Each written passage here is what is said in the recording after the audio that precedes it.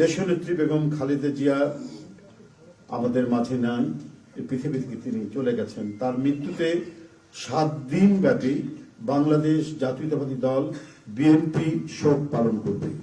7 দিন ব্যাপী বাংলাদেশ জাতীয়তাবাদী দল শোক পালন করবে।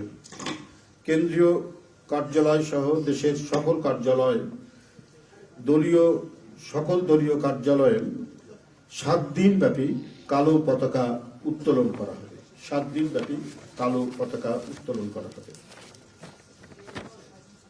দলের সকল স্তরের নেতাকর্মীরা এই 7 দিন ব্যাপী কালো ব্যাজ ধারণ করবেন। 7 দিন ব্যাপী কালো ব্যাজ ধারণ করবেন। প্রতিটি দলীয় কার্যালয় দেশনেত্রীর জন্য 7 দিন ব্যাপী কোরআন খতম ও দোয়া অনুষ্ঠিত হবে।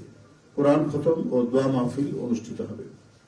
কেন্দ্রীয়ভাবে গুলশান কার্যালয় ও নয়াপল্টনস্থ কেন্দ্রীয় কার্যালয়, কেন্দ্রীয়ভাবে গুলশানস্থ চেয়ারপারসনের কার্যালয় ও নয়াপল্টনস্থ কেন্দ্রীয় কার্যালয়ে এবং জেলা পর্যায়ের দলীয় কার্যালয়ে শোক বহি খোলা হবে।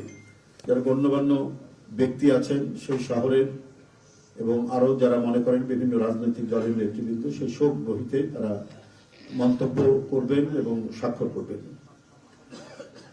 মরহুমা দেশনেত্রী বেগম খালেদা জিয়ার নামাজে জানাজা ও দাফন পরবর্তীতে জানানো হবে।